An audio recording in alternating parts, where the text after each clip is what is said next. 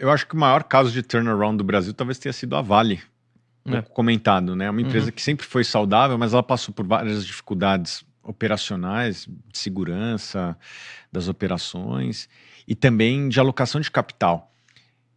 Naqueles anos 2000, existiu o boom das commodities e a Vale talvez tenha sido a empresa que melhor personificou a riqueza que foi gerada naquela época.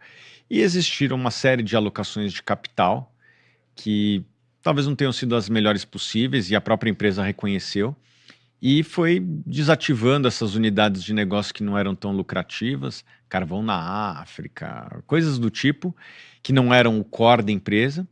Inclusive agora com a segregação dos metais que não são minério de ferro, né? Então, cobalto, níquel, cobre, numa outra empresa, na minha concepção, venderam super bem e vão focar no negócio que é o que dá dinheiro de verdade, né? Sim. Que é minério de ferro. Olha só como o foco é importante. Se a maior empresa do Brasil tem dificuldade de ser boa em tudo, imagina as empresas menores. Então, acho que fica até uma lição. Eu diria que foi um turnaround de uma empresa que não chegou em nenhum momento a ter um risco de existência. Ela teve momentos difíceis, mas em nenhum momento a existência dela ficou comprometida. E me parece que o turnaround na parte de segurança está sendo feito, já está quase encerrado. Assim, ela fez várias iniciativas que depois vale a pena ver no site dela o que ela fez para essa questão de segurança, que não é só uma questão de vidas, não é só uma questão de meio ambiente, é uma questão do acionista também, né? Ninguém quer ser acionista de uma empresa que acontece uma tragédia. Então, isso aí, de certa forma, protege o patrimônio dos acionistas também.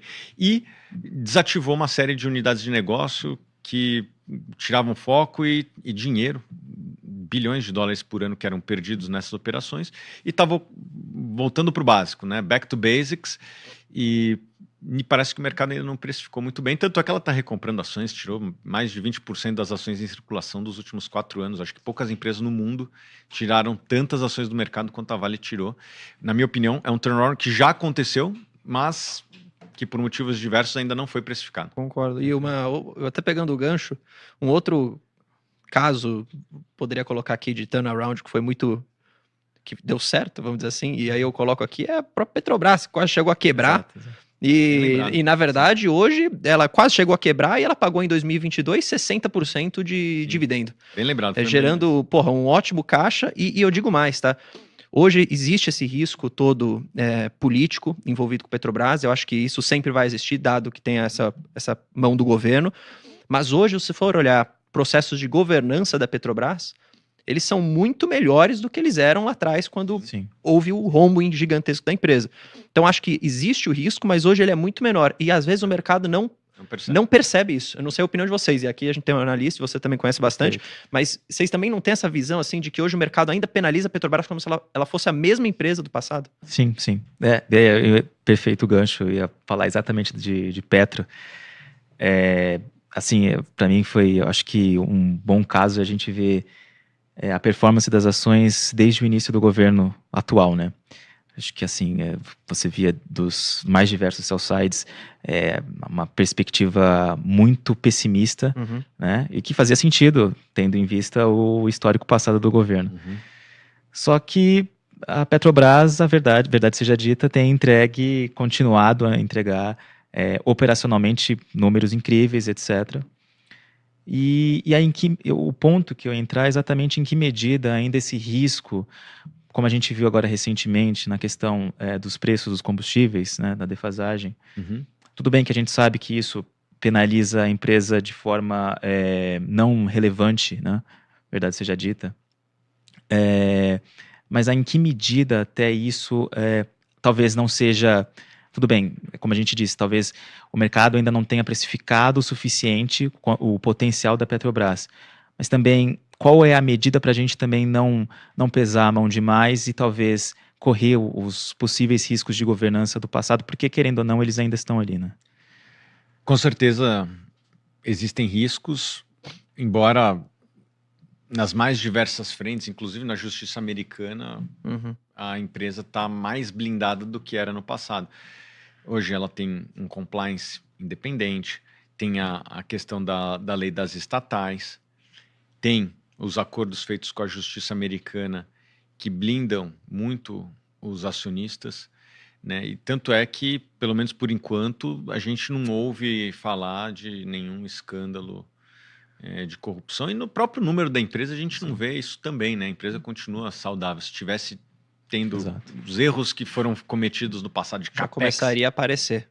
provavelmente a dívida estaria explodindo e não pagando dividendos, né? Exato. Aliás, esse é um bom indicador. Assim, se a empresa está pagando dividendos, é Extraordinário. porque geralmente está sobrando dinheiro, e se está sobrando dinheiro é porque geralmente tem menos risco Verdade. de corrupção. Exato. Foi um dos erros do passado. Se você pegar aquela época que a Petrobras teve a maior dívida do mundo, o que aconteceu? A geração de caixa todo ano ela era negativa, ou seja, a empresa queimava a caixa, e isso tornou a empresa, como o Bruno falou, a empresa mais endividada do mundo.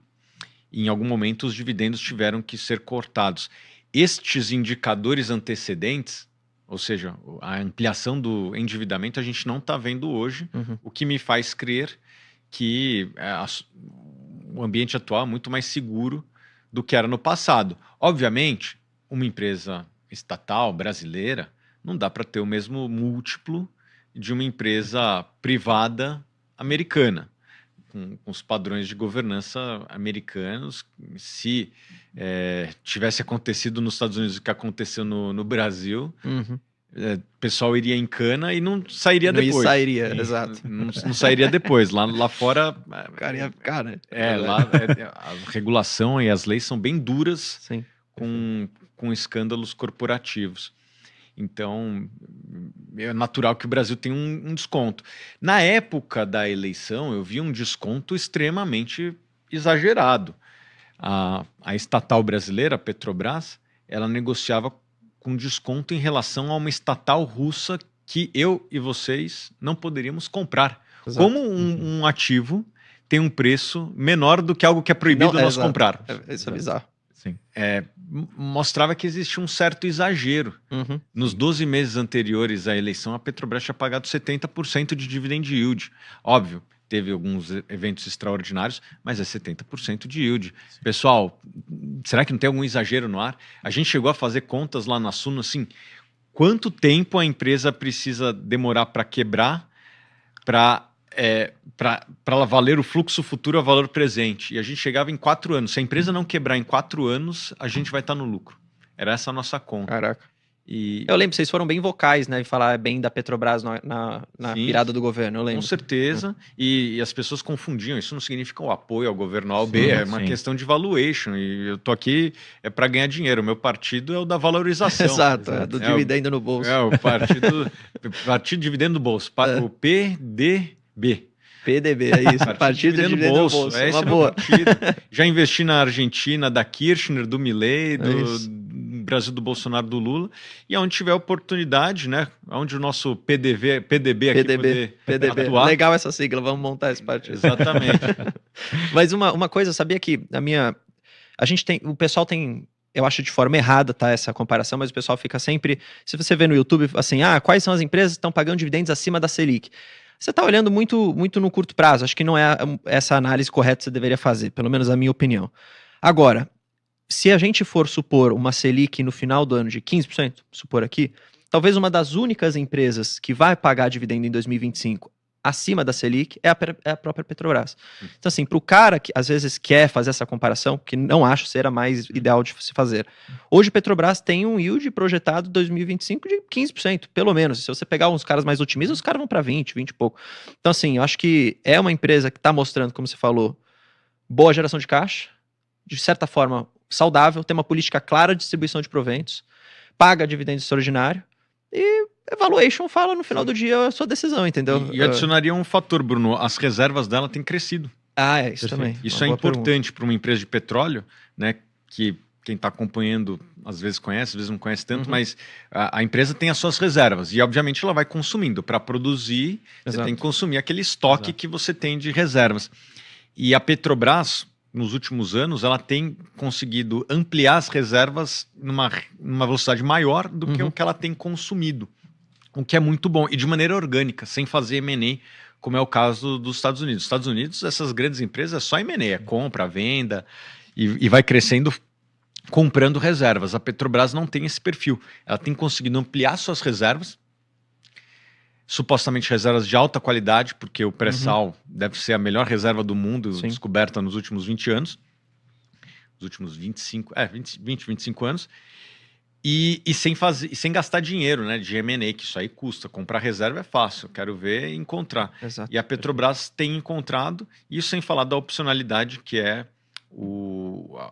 a reserva ali A margem norte, equatorial, a né? margem equatorial, que eu torço para que exista um bom senso para que a gente possa explorar. Sim, quando foi a última vez que teve acidente em alto mar Exato. de exploração no Brasil? Faz muito tempo. As tecnologias que foram Melhoraram, descobertas nos últimos 20 anos. Teve uma plataforma da Petrobras que afundou. Aquele evento que teve no Nordeste em 2019 não teve nada a ver com a Petrobras. Era um navio ali, dizem que clandestino, que operava, saindo petróleo da Venezuela. Então não foi um acidente de exploração de petróleo. E eu vejo uns vídeos aí passando essa desinformação. A gente tem que tomar um cuidado. Exato, Perfeito. concordo. E é até engraçado porque a gente vê o governo sendo bem vocal, né? Assim, com a exploração da margem equatorial E, também. na minha opinião, está certo. Eu também acho. Acho que foi a primeira vez que eu concordei com o Lula na minha vida, foi quando ele falou assim, cara, a gente precisa estudar. Deixa os caras estudarem para ver se faz sentido. E depois a gente vê. Não pode ficar ele falou, não pode ficar nesse lenga-lenga aí de não sair as coisas. Acho que foi a primeira vez na minha vida que eu concordei com esse cara. E tem uma coisa que é importante que os órgãos ambientais tenham em mente. Se nós não repusermos as reservas do pré-sal, nós vamos voltar a ser um país importador Exato. de petróleo. Nós vamos passar a ser um país mais pobre. Um país mais pobre investe menos em saneamento, investe menos em várias outras frentes. A gente vai ter menos investimento em ferrovia. Isso significa outros impactos ambientais também. Às vezes o cara só está olhando o primeiro movimento do xadrez. O que você faz no primeiro movimento do xadrez? Eu não sou um grande enxadrista, gostaria de ter sido. Mas uma coisa que eu descobri ao longo das minhas jornadas de estudo é que o primeiro movimento do xadrez já vai ditando tudo. Ele impacta o último. Então, nós blindarmos o Brasil de explorarmos a margem equatorial vai ter outros efeitos ambientais que eu duvido que estão sendo considerados aqui também. Concordo, Perfeito, 100%. perfeito.